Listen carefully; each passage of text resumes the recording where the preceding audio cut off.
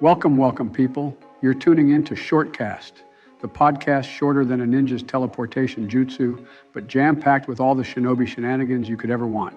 Absolutely, it's your host, Obama, here, and joining me is the man with the plan, Joe. Together, we're about to dive headfirst into the incredible channel of Jainin Presidents.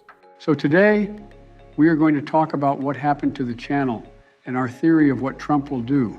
Anyways, as you know, I told you about us driving the channel, and to make it short, it was a huge problem when I deleted the channel, and it was too late. So what I did was I contacted Joe and Trump, but Trump had on voice dialogue or something weird. When you mentioned that, Obama, it is weird that Trump ignores us, but it had to do with the tweet he got from Sasuke. Even though it was funny, we took it a bit too far and made him rage and possibly hate us. When I woke up, I saw a TikTok from Trump where he recorded himself on his phone and thought, we did not have permission to post part 3 of Boruto's manga reaction. Well, Joe, it's unfortunate that things turned out that way. We need to be more careful in the future with our humor, especially when it involves public figures. As for Trump, I hope we can still reach out to him and clear things up. Maintaining good relationships is important, even if we don't always agree on everything. But let that slide. Now we need to talk about the people trying to make Naruto/Boruto content like this image that shows Naruto with all types of eyes. It is so interesting to see the concepts that will likely never happen. Yes, seeing alternative universes on the Narutoverse is cool. An example is Naruto turning evil, etc., which is a cool concept to consider. Also, Joe, what do you think of Boruto's new ability, Rasengan Uzuhiko? Oh, that's really OP to see a broken jutsu like that. I was initially unsure of the Uzuhiko Rasengan, but thanks to a B-Bomb link in the description article, I got a better idea. The name Uzuhiko deeply connects to Japanese mythology, drawing inspiration from the god of wind, Shinatsuhiko. As a result, Rasengan's association with the term vortex becomes quite apparent, with swirling winds enveloping Boruto as he first executes this jutsu. At first glance, Uzuhiko might seem a bit perplexing, but it's not too difficult to grasp. As we mentioned, its strength lies in its connection to wind and planetary motion, making it one of the most potent jutsus in the Naruto universe. Let's delve into a detailed explanation of how Rasengan Uzuhiko functions. How does Rasengan Uzuhiko work? Before we get into the mechanics, it's crucial to understand how Boruto prepares this attack. Instead of the conventional method of focusing the chakra at the center of his hand, as is the case with most Rasengans, Boruto takes a different approach. He gathers Senjutsu chakra throughout his body, marking the first major distinction between Uzuhiko and other Rasengan techniques. Once the preparations are complete, a swirling wind envelops Boruto, signaling the unleashing of its full power.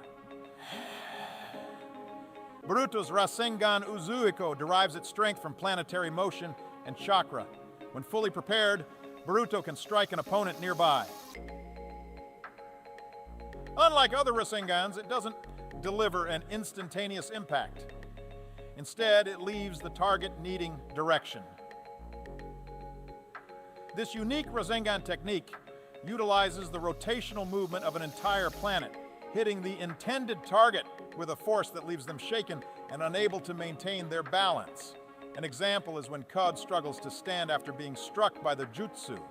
This encapsulates the basic functionality of this novel Rasengan. How powerful is Boruto's Rasengan Uzuhiko? Boruto's Rasengan Uzuhiko is undeniably one of the most overpowering Rasengan techniques to date. Witnessing Code tremble and lose his footing after being on the receiving end of this jutsu serves as a testament to its sheer power. Absolutely. Although Boruto mentions that the damage inflicted is semi-permanent, it's important to note that the effects persist as long as the planet continues to spin, or until Boruto terminates the technique.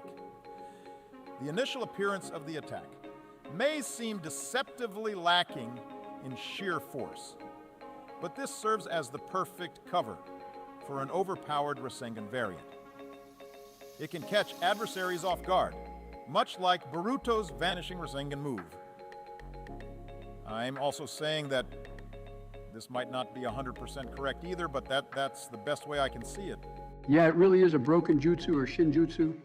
But guys, one thing bothers me is that his right eye, the Jugen or the pure eye, has not happened yet. Any theories of that Obama? Not really. I think it's a build-up to something big, like a big threat, like Shibai level type of danger. If you say so, but it's kind of stupid. Kawaki has 8 triangles instead of the 4. He had as a teen before time skip, but it's not like Boruto time skip is not powerful or anything. But he is stronger than Code mostly. Well, I do have a list of things I want to see. Is that Sarada now has the Mangyoku Sharingan in Chapter 80, shaped like a sun in Boruto's eye, as you says is the moon, as Mitsuki mentioned a lot of times. So I wonder what abilities she will have for those, and if she will ever have 100 healings, diamond head on her forehead. Oh, right, I forgot about that Lowell. It's so long that since Chapter 80 came out, so I forgot. Yeah, she has to have some abilities that is broken, like how strong Boruto and Kawaki is, and also is immune to the omnipotence of Shinjutsu casted by Ada and Kawaki and from Shibai. Right, she in the next gen has to match up with the powers of the Karma and Shinjutsu. Next topic, we also has this Sus guy who seems to know too much about so much stuff they needed to know. Yeah, Amato Sanzu is suspicious. He knows a lot, and he said he could stop Kawaki, but never did when Kawaki almost killed Boruto again. And his daughter bring her back with Kawaki's karma, why not Boruto's IDK? And in the new manga, but we haven't seen him yet. He will come back, I swear, and also when will Keshin Koji to come back like he never died fighting Jigen at all. He escaped with a frog using, I think, the summoning jutsu. And also with Boruto's new frog ally, Sasuke can't have the knowledge of the frogs Naruto does, but he is a goner. So the only who could have taught Boruto is Koji himself.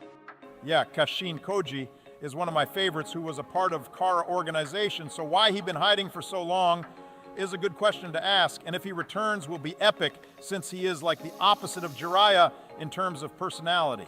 Also, he is in his own way, his own person, even if he is a clone of Jiraiya. So yeah, guys, thanks for either you have listened to this shortcast or watched it. Comment, please, what you think of our topics and what would you guys to hear us talk about.